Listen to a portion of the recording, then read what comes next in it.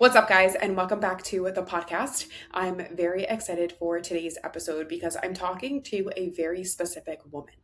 I'm talking to the high achiever who wants body recomposition without wrecking your hormones in the process. You've probably already done both of these things. You've probably been on a path of chasing body recomp, chasing fat loss, and as a byproduct of that, you have wrecked your hormones and your metabolism in the past. And so you've also had to do a whole lot of internal healing work. You've done that work. You've probably spent the last year and a half healing, fixing your hormones, your metabolism, getting your period back, improving your gut health, doing all of the lab work and the supplements and the slowing down and stopping that chronic yo-yo dieting cycle, starting to eat enough, dialing back on your training. And you're just finally at this spot where your body's working with you again. And now you're looking in the mirror and you're thinking, okay, like I'm ready. I want to actually change my body now. I want to build muscle. I want to lose fat. I want to, feel more toned and lean and defined and see physical results from all the work that I have put in. But that comes with like this voice in the back of your head of a lot of fear. You don't want to go backwards. You don't want to push yourself too hard. You're so scared of your hormones and your metabolism going sideways again and you having to start this whole entire healing journey back over. I consider women in your shoes, if you're listening to this and you're like, yep, that's me, you're in this like forever healing trap. You've been in healing mode for so long that it's become a piece of your identity that you're scared to push yourself at all. You're eating intuitively, but honestly not tracking anything and then wondering why your body's not changing.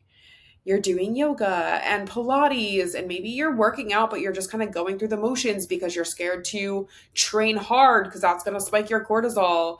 And you're calling this like listening to your body. But it's really just staying inside of your comfort zone. And in your comfort zone, nothing will change. This is playing it safe. This is avoiding the work that's actually required to change your physique. You have given yourself this permission slip. And that permission slip has gone too far. The permission slip started as, I need to stop restricting myself. And it turned into never saying no to anything, not holding yourself to boundaries and standards. You stopped being strict and rigid with yourself, which was a good thing for a little bit. But that also caused you to stop being disciplined, stop being intentional. You're in a position where now you're eating enough, but you're not eating strategically for body recomposition or fat loss to start happening. And you're calling this balance. But really, you're just coasting. You're just settling for a physique that you don't feel confident in. You've put this ceiling on yourself. You're so afraid of your old patterns that you won't do more than, lifting 3 days a week because you don't want to overtrain. You won't touch a calorie deficit because restriction feels scary. It feels dangerous. It feels like a threat to your health. You've been using what you learned during this healing season as a reason to never force yourself to get uncomfortable again. So again, you're just settling for less than. You're settling for a physique that you don't feel fully confident in. And now you're comparing yourself to all of these women that you see on Instagram who are doing aggressive cuts and lifting heavy and doing these programs and convincing yourself that that's not for you because you have to be careful because your body's too sensitive because you're still healing. So you're keeping yourself just stuck in this middle ground that isn't producing the results that you want for your physique because you're too scared to do it. And so that's what this episode is really all about. It's me giving you the permission slip to be able to focus on the physique side of things without going back to the extremes that do wreak havoc on your hormones and your metabolism and your gut and like protecting all that internal health stuff while achieving an above average physique. That is the question that we're answering here. How do you pursue a physique goal of building muscle, losing body fat, achieving body recomposition, looking lean and toned without reversing the healing work that you have already worked so hard for?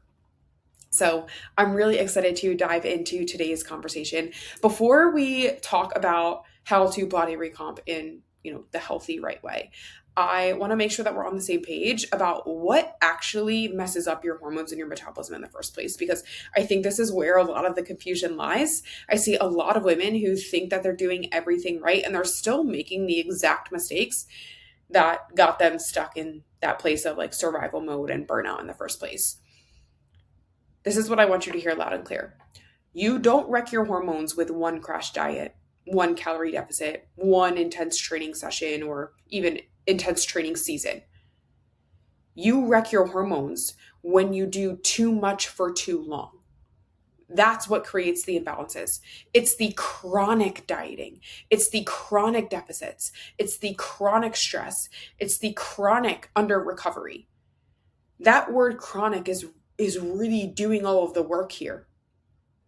Your body is incredibly adaptive, and frankly, it's incredibly resilient for a decent period of time until it isn't.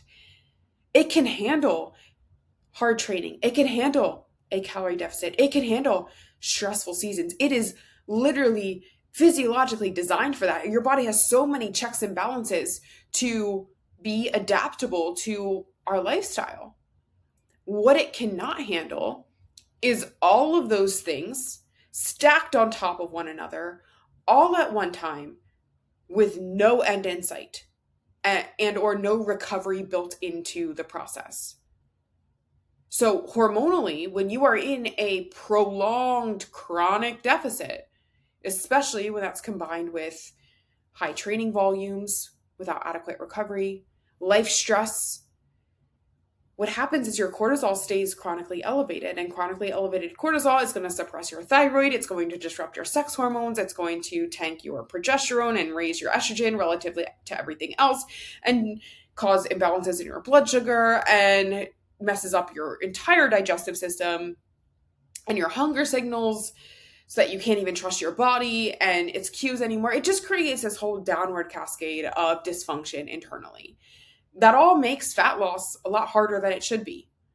Your body reads chronic stress as that threat of survival, and so it's going to hold on to body fat, especially around the midsection, as its protective mechanism. And I could go so much deeper on that, and I have tons of podcasts that do. But my point was saying all of this is that body recomposition will require you to push yourself.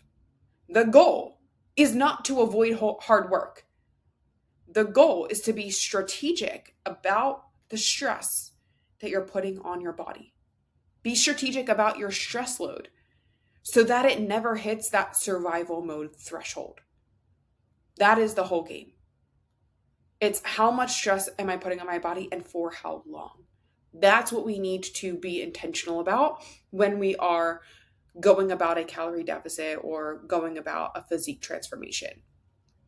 So, the very first tip that I have for you, if this is your goal right now, is, or really just reminder, I think is a better way to frame this point of the podcast, is sometimes you don't need a deficit. You just need to stay at maintenance. And this one really surprises a lot of women the most. So I want to dive into this a little bit more. If you have come out of a healing phase, you've been eating more, you've been recovering more, your hormones have been stabilizing, and your first instinct is to probably jump straight into a calorie deficit and start chasing the physique goal. And I get it. Like, you're ready. You've been patient. You've done all of the internal work and you're like, let's go. But what I want you to consider first is how much you can change your physique while sitting at your maintenance calories. Maintenance is really where body recomposition happens. A lot of women in this position don't need a deficit quite yet. You need to spend time at your maintenance, and on top of that, add better training, volume, and consistency and intensity. Here's why. If you've been in a healing phase, there's a good chance your training has also been at a lower intensity, has also been at a lower volume.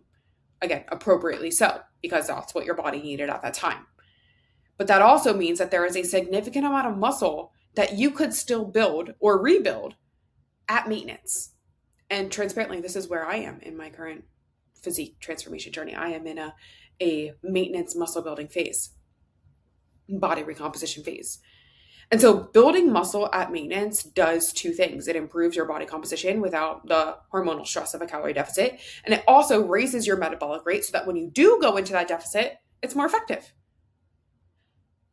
This is body recomposition. And it works, especially for women who are just kind of returning to intense training intense enough that actually creates change in your physique. Maybe, women who have like lost muscle in a healing phase or who haven't been lifting heavy consistently.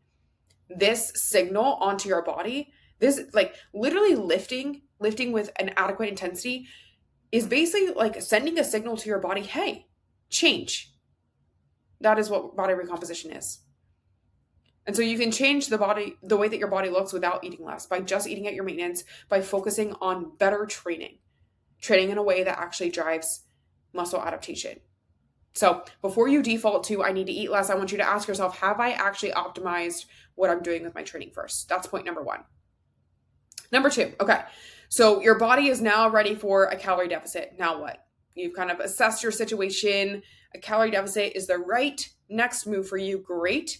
Here's how you do this without wrecking all of the work that you have done up until now. Number one, I want you to look at your total stress load during the deficit. That is honestly going to matter just as much, if not more, than the calories that you're eating. This is the thing that no one really talks about in the fat loss conversation. Everyone's obsessed with calories in versus calories out. And yes, a deficit matters. The math matters for sure. But the women who struggle the most in a calorie deficit are not struggling because of the math. You are struggling because of your total stress load on your body, and that's why it's not responsive. Your body does not separate physical stress from psychological stress, mental, emotional, social. It doesn't know the difference between stress of a hard training session or stress of a difficult work week or relationship tension or eating in a calorie deficit. It all goes into the same stress bucket. This is what's called your allostatic load. And when that bucket overflows, this is when your hormones go sideways. So during a deficit, you need to be paying very active attention to what else is going into your stress bucket at that time. So for example, on the training side of things, this is not the time to be doing aggressive cardio on top of lifting heavy. I have a client, for example, who wanted to train in a high rocks competition. We pulled her out of her deficit before she started training for this high rocks competition because it's not the time to be adding tons of extra stressors into your stress bucket. Her body would have just gone crazy with inflammation and hormone imbalances. Cardio is a stress. Lifting is a stress. A deficit is a stress. All three of these things together at high volumes, sustained for months, that is a hormone disaster waiting to happen. And I'd rather see you lift heavy intentionally for 3 to 4 days a week and keep your cardio at a low to moderate amount and prioritize enough recovery rather than destroy yourself in the gym and then stall out because you've just, shot your cortisol through the roof and created so much inflammation inside of your body. Another example of this, of like you're going into a deficit during an already really brutal season in your personal life, like a work deadline's coming up, or you have like a family crisis kind of going on, even like a period of poor sleep because of financial things or because of a move that's coming up or whatever it is. These are all adding to that stress bucket and kind of can inform whether it's time to lighten the deficit a little bit or push the start date back a little bit further. That is, not weakness by any means. That is smart. That is a strategy. Because your body cannot handle everything all at once. So choosing what you're asking of it is how you protect your hormones, your health, and your progress. So that is the first thing that I want you to focus on. The second thing that I will want you to focus on or incorporate is diet breaks. This requires you to actually listen to your body, to not chase quick fat loss, to not chase timelines or deadlines or goal posts, to actually listen to your body in this process. A diet break is exactly what it sounds like. It is a planned period where you bring your calories back up to your maintenance while continuing to, work out and train. And this is such a powerful tool that I use with my clients to protect their hormones in the process of a calorie deficit, especially if we have to get into an aggressive deficit, and especially if we have a decent amount of body fat that we need to lose. If we want to be in a deficit for 6 months to lose that, 20, 30 pounds, we need to use diet breaks in between to make sure that your hormones don't stall out in this process. And I one of the things I think is so important to talk about with this is because most women treat needing to take a diet break like a failure or like a cheat. And that is not what they are at all. Like, it is the complete opposite of that. Diet breaks are very strategic tools that help with your physiology. When you're in a deficit for a sustained period, your body is going to adapt. Your hormones are going to shift. Your metabolism is going to downregulate. Your hunger cues, specifically like the hormones leptin and ghrelin, are going to become a little bit dysregulated. Your thyroid can slow. Your training performance can dip a little bit. And these are normal and natural responses. They're not weaknesses. Like, your body is just adapting. And so a diet break, typically for 1 week or 2 weeks at your maintenance, it gives your body a chance to recalibrate here, where leptin, your satiety hormone, can come back up and your metabolism gets a little micro reset. And then you can go back into the calorie deficit feeling much better from an energy and a hunger and appetite standpoint, performing much better in your workouts. So you're inherently burning more calories. And your body is just more responsive than it was before the break happened. And so these are planned breaks. And one of the ways that you can know that you are ready for a diet break is by listening to your body, being very in tune with your biofeedback. Biofeedback is your body talking to you. So things like your sleep quality, your energy levels, your training performance, your mood, your libido, your cycle regularity, your appetite, or hunger cues. These are real data points that we need to pay attention to. And they're telling you something about how your body is tolerating the deficit that you're currently in. If your sleep tanks and your energy crashes and your training performance starts to fall off and your recovery is crap and your mood is in the gutter, those are signals that you should not be ignoring. And they don't necessarily mean that you need to stop the calorie deficit or that things are going wrong, but they definitely need to be listened to. Your body is telling you, hey, we need to pump the brakes for a second and, have a little reset here. A planned, strategic reset. And so learning how to listen to your body, learning how to read those signals, learning how to respond to them is a very sophisticated approach towards your physique goals that is really important when you're looking to protect your metabolism, your hormones in a fat loss phase. And the last thing that I will leave you guys with is the power of doing a reverse diet when you come out of it. This is a step that almost everyone skips, and it's the reason that so many women end up right back where you started. You hit your goal weight, or you're done the deficit phase, and you just go back to eating normally, which, if you've been in a meaningful deficit for a length of time, is a significant jump in your calories, right?